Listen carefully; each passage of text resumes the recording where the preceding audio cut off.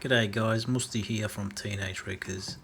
I've got a 2018 onwards RAV4 Gen 5 wiper switch.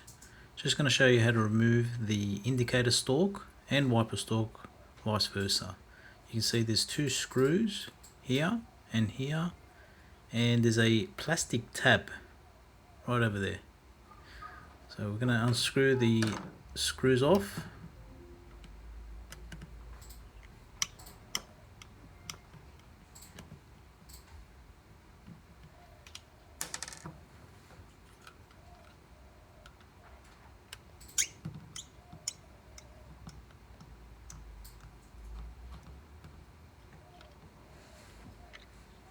And then get a flat screwdriver and gently pry it up, but make sure you don't break the tab.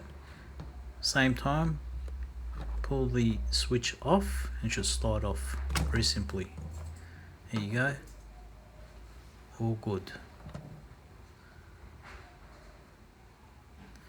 There's the tab, and that's it. Thanks for watching.